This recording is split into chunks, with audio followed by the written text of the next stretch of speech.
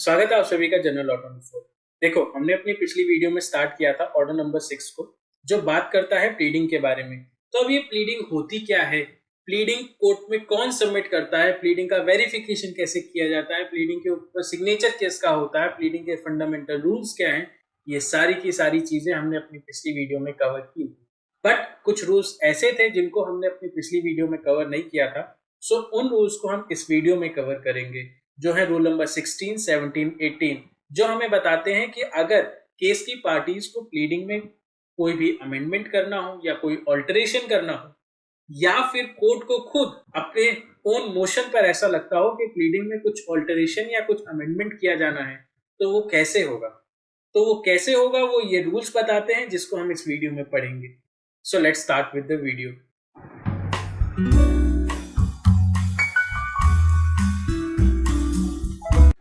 सबसे पहला रूल जिसके बारे में हम बात करेंगे वो है रूल नंबर 16, जो कहता है कि प्लीडिंग के अंदर कुछ ऐसी बातें लिखी गई हैं जिन्हें उस प्लीडिंग से हटाने की जरूरत है। तो वो कौन सी बातें हैं जिन्हें प्लीडिंग से हटाने की जरूरत है और कौन उन प्लीडिंग को हटाने के लिए कह रहा है। ठीक है, तो इस रिगार्डिंग रूल नंबर 16 हमसे कहता है द कोर्ट में at any stage of the proceeding order to be struck out और amend any matter in any pleading. देखो, वैसे तो जनरली कोर्ट किसी की भी प्लीडिंग में कोई इंटरफेरेंस नहीं करता कि आपकी प्लीडिंग ऐसी होनी चाहिए या आपकी प्लीडिंग ऐसी होनी चाहिए। कोर्ट का वो काम नहीं है।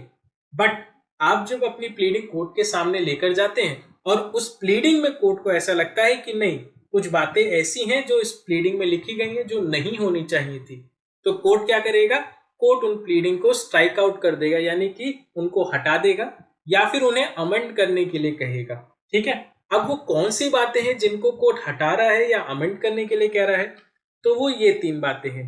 यानी कि अगर प्लीडिंग में कोई ऐसी बात लिखी गई है जो अननेसेसरी यानी बिना जरूरत के लिखी गई है, या फिर स्कैंडेलियस है यानी कि लज्जाजनक बात लिखी गई है, तो उसे भी कोर्ट हटाने के लिए कह सकता है। या फिर फ्रिवोलियस बात लिखी गई है यानी कि कोई ऐसी बात लिखी गई है जो तुच्छ है, निम्न है, उसको भी कोर्ट हटाने के लिए कह सकता है।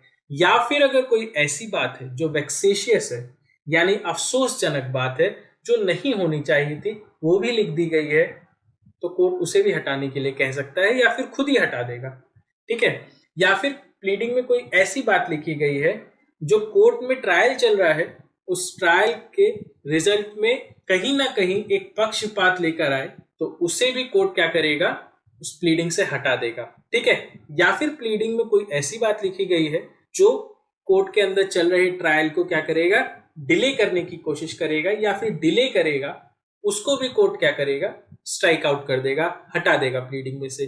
ठीक है, या फिर कोई ऐसी प्लीडिंग है जो कोर्ट के प्रोसेस को अब्यूज करने की कोशिश करेगी, उसे भी कोर्ट स्ट्राइक आउट कर देगा। ठीक है, इसी के रिगार्डिंग एक केस था अब्दुल्ला रजाक वर्सेस मंगेश राजा राम वर्ले का। साल 2010 में इसके अंदर सुप्रीम कोर्ट ने जजमेंट दिया था कि कोर्ट का कोई लेना देना नहीं है आपकी प्लीडिंग से।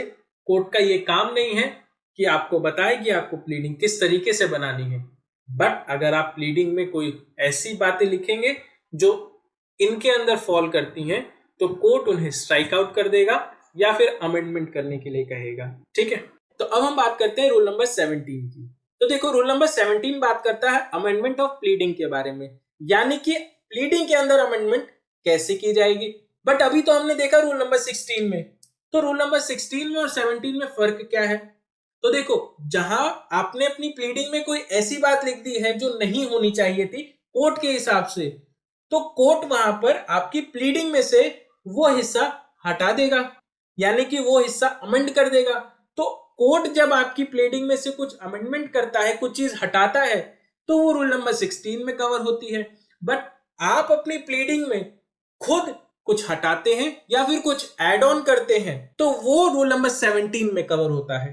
ठीक है, तो रूल नंबर 17 हमसे कह रहा है कि केस के अंदर जब दोनों पार्टीज अपनी प्लीडिंग सबमिट कर देंगी, तो उस प्लीडिंग के बेसिस पे कोर्ट के अंदर प्रोसीडिंग स्टार्ट होगी। अब उस प्रोसीडिंग के दौरान किसी भी स्टेज पर केस की पार्टीज को यह लगता है कि उनकी प्लीडिंग में कोई डिफेक्ट है या फिर उनकी प्लीडिंग क्या है, इनकम्प्लीट है, तो वो अपने इस डिफेक्ट को खत्म करने के लिए, हटाने के लिए, या फिर अपनी प्लीडिंग में जो बातें रह गई थी लिखने को, वो ऐड करने के लिए रूल नंबर 17 के तहत अमेंडमेंट ऑफ प्लीडिंग की एप्लीकेशन लगाएंगी।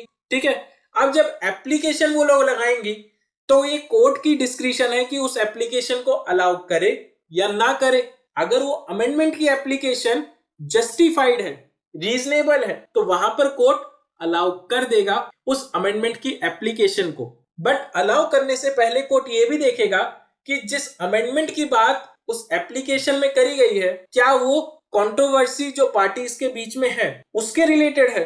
अगर उसके रिलेटेड है तो कोर्ट अलाउ कर देगा एप्लीकेशन को, अदरवाइज कोर्ट रिजेक्ट कर देगा, क्योंकि ऐसी अमेंडमेंट जो मेन कंट्रोवर्सी के रिगार्डिंग नहीं है तो उसका कोई फायदा नहीं है। अगर वो ऐड भी हो जाए आपकी प्लीडिंग में तो भी उसका कोई मतलब ना हो, तो फिर कोर्ट उसको अलाउ क्यों करेगा। अगर आप कोई ऐसा अमेंडमेंट करना चाहते हैं अपनी प्लीडिंग में जिससे कि केस की जो कंट्रोवर्सी है उसको सॉल्व करने में मदद मिलेगी, तो वहां पर कोर्ट अलाउ कर सकता है। But main fact in issue से कोई लेना देना ही नहीं है आपकी अमेंडमेंट का, तो वहां पर कोर्ट कैसे अलाउ करेगा आपकी अमेंडमेंट की एप्लीकेशन को। ठीक है, तो रूल नंबर 17 सिंपल हमको कह रहा है कि जब केस की पार्टी को ऐसा लगता है कि उसकी प्लीडिंग डिफेक्टिव है या फिर इनकम्प्लीट है, तो उस डिफेक्ट को हटाने के लिए या फिर उन फैक्ट्स को ऐड करने के लिए रूल नंबर 17 के तहत अमेंडमेंट की एप्लीकेशन लगाएगी। कोर्ट को लगता है कि वो मेन कंट्रोवर्सी के रिगार्डिंग है, मेन कंट्रोवर्सी को सॉल्व करने में हेल्प करेगी और जस्टिफाइड है,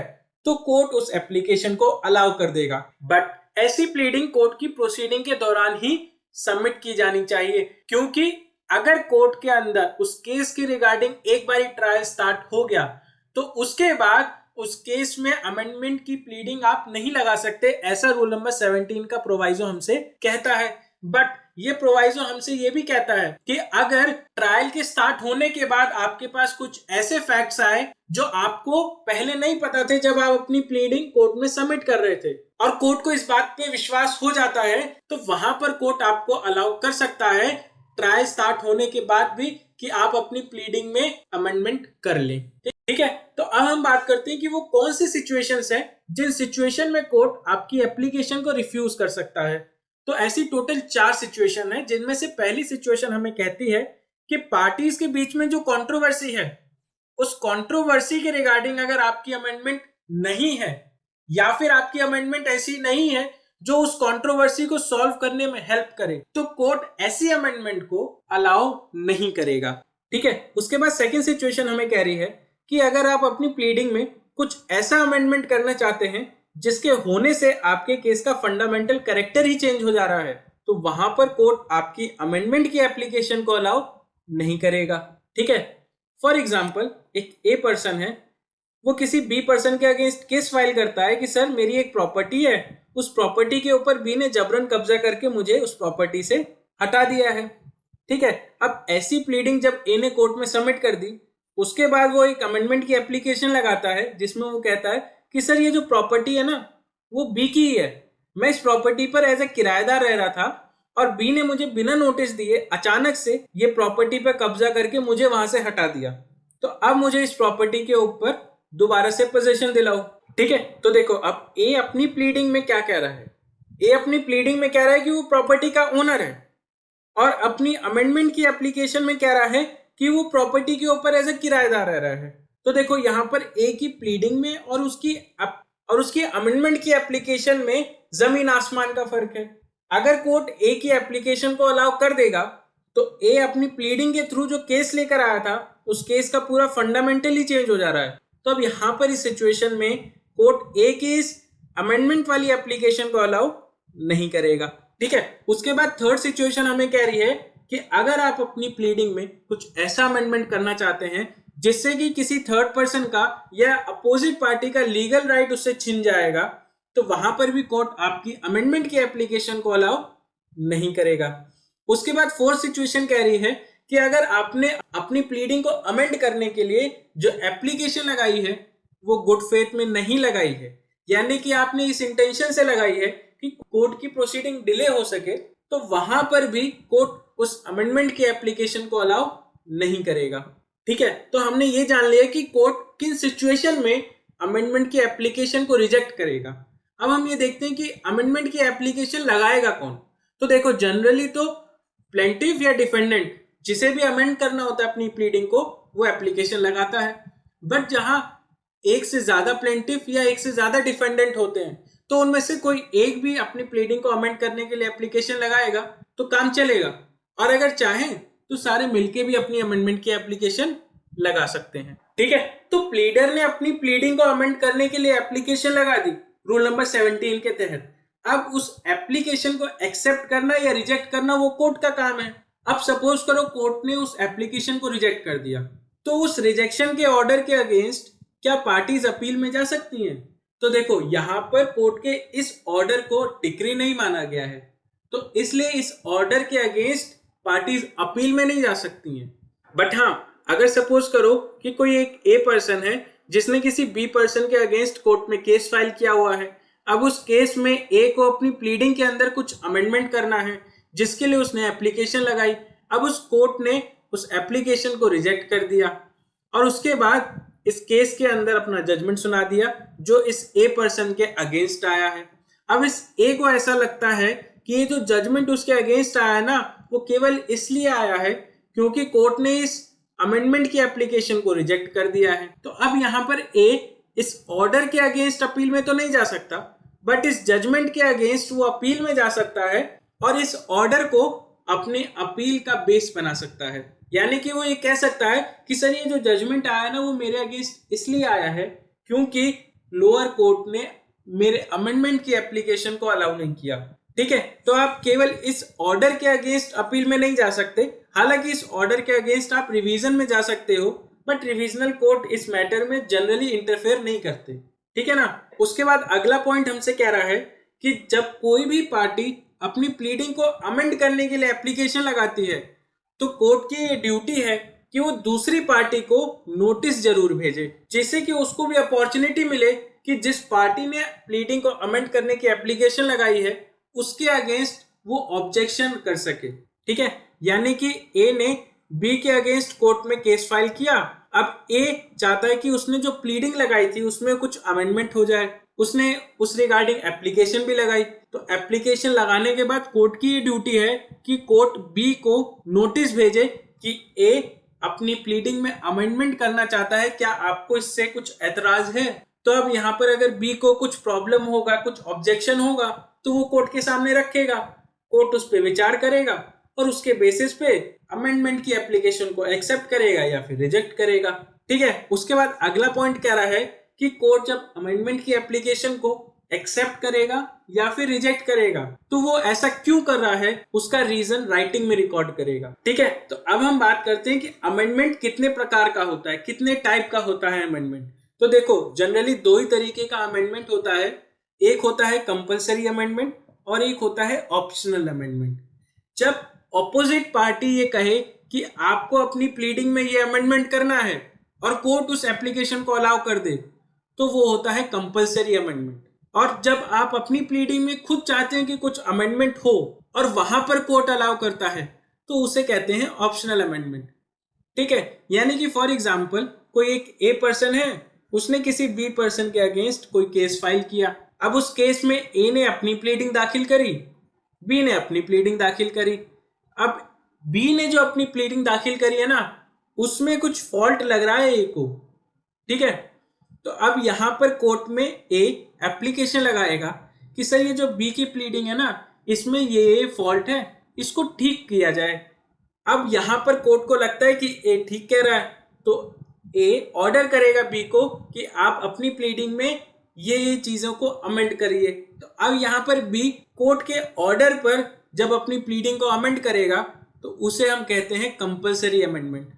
ठीक है, बट अगर यहां पर ए को अपनी प्लीडिंग में लगता है कि मेरी प्लीडिंग में ये फॉल्ट है या फिर मेरी प्लीडिंग में कुछ फैक्ट्स हैं जो रह गए हैं जो अभी लिखने हैं, और उसके रिगार्डिंग ए जब अपनी एप्लीकेशन लगाता है कोर्ट में कि सर मेरे को अपनी प्लीडिंग में कुछ अमेंडमेंट करना है, तो उस अमेंडमेंट को हम क्या कहते हैं? ऑप्शनल अमेंडमेंट कहते हैं। ठीक है, यानी कि जब प्लीडर के अपने ऑप्शन पे हो कि वो अपनी प्लीडिंग को अमेंड करना चाहता है कि नहीं, उसे कहते हैं ऑप्शनल। लेकिन जहां पर कोर्ट ने ऑर्डर कर दिया कि तुम्हें अपनी प्लीडिंग में ये अमेंडमेंट करना ही करना है तो वो कंपलसरी अमेंडमेंट हो जाता है। ठीक है, तो देखो प्लीडर का काम होता है कि अपनी अमेंडमेंट के एप्लीकेशन को कोर्ट में दाखिल करे। अगर उसे ऐसा लगता है कि उसे अपनी प्लीडिंग में कुछ अमेंडमेंट करना है, तो अब उस अमेंडमेंट की एप्लीकेशन को एक्सेप्ट करना या रिजेक्ट करना वो कोर्ट का काम। अब कोर्ट को ऐसा लगता है कि आपकी अमेंडमेंट की एप्लीकेशन को एक्सेप्ट करना चाहिए, तो कोर्ट एक्सेप्ट कर लेगा। बट सवाल ये है कि वो जो अमेंडमेंट की एप्लीकेशन कोर्ट ने अलाउ की है, उस अमेंडमेंट को किस दिन से लागू किया जाएगा, मतलब किस दिन से माना जाएगा कि वो केस के अंदर लागू होगा। जिस दिन कोर्ट ने उस अमेंडमेंट की एप्लीकेशन को अलाउ किया है उस दिन से, या फिर जिस दिन कोर्ट में वो प्लीडिंग सबमिट हुई थी उस दिन से, या फिर कोर्ट कोई डेट देता है कि इस दिन से वो अमेंडमेंट लागू होगा, तो उस दिन से। ठीक है, तो देखो ये बताता हमें डॉक्ट्रिन ऑफ रिलेशन बैक। ये कहता है कि जो अमेंडमेंट वाली एप्लीकेशन कोर्ट ने अलाउ की है वो उस दिन से केस पर लागू हो जाएगी जिस दिन कोर्ट में वो प्लीडिंग सबमिट की गई थी, या फिर कोर्ट कोई डेट देता है स्पेसिफिकली तो उस डेट से लागू होगी। ठीक है, तो यानी कि अमेंडमेंट की एप्लीकेशन जो आपने लगाई है, अगर उसको कोर्ट एक्सेप्ट कर लेता है तो वो अमेंडमेंट आपके केस के ऊपर उस दिन से लागू होगा जिस दिन आपने अपनी प्लीडिंग सबमिट की थी कोर्ट में, या फिर कोर्ट ने अगर कोई स्पेसिफिक डेट दी है तो उस दिन से माना जाएगा कि आपकी अमेंडमेंट उस दिन से लागू हुई है। ठीक है, ठीक है, तो देखो हमने रूल नंबर 17 में देखा कि प्लीडर को अगर अपनी प्लीडिंग में कुछ अमेंडमेंट करना होता है तो पहले वो कोर्ट से परमिशन लेता है कि क्या मैं अपनी प्लीडिंग में अमेंडमेंट कर लूं, और कोर्ट जब उसको परमिशन दे देता है तब वो अपनी प्लीडिंग में अमेंडमेंट करता है। बट अगर वो गिवन टाइम पीरियड में अपनी प्लीडिंग के अंदर अमेंडमेंट ना कर पाए तो इसके रिगार्डिंग रूल नंबर 18 हमें कहता है कि अगर कोर्ट ने अलाउ कर दिया कि प्लीडर अपनी प्लीडिंग में अमेंडमेंट कर सकता है, तो जिस दिन कोर्ट ने अलाउ किया वहां से प्लीडर को 14 डेज का टाइम पीरियड मिलता है कि वो 14 डेज में अपनी प्लीडिंग को अमेंड कर ले। अगर वो 14 डेज के अंदर अपनी प्लीडिंग को अमेंड कर लेता है तो ठीक है, बट अगर वो 14 डेज के अंदर अपनी प्लीडिंग को अमेंड नहीं कर पाता है तो वहां पर फिर उसको आगे परमिट नहीं किया जाएगा कि वो अपनी प्लीडिंग को अमेंड कर सके। बट हाँ, अगर जेन्युइन रीजन है तो कोर्ट उस 14 डे के टाइम पीरियड को एक्सटेंड भी कर सकता है। ठीक है, तो हमने इस वीडियो के अंदर ऑर्डर नंबर 6 को कंप्लीट किया, जहां पर हमने देखा कि कौन सी सिचुएशन में कोर्ट आपकी प्लीडिंग को अमेंड करता है, कौन सी सिचुएशन में आप खुद अपनी प्लीडिंग को अमेंड करते हो। ठीक है, और अगर कोर्ट ने अलाउ कर दिया है अमेंडमेंट की एप्लीकेशन तो कितने दिन के अंदर अपनी प्लीडिंग को अमेंड करना होता है। ये सारी चीजें हमने इस वीडियो में देखी और हम अपनी अगली वीडियो में ऑर्डर नंबर 8 को स्टार्ट करेंगे। ठीक है।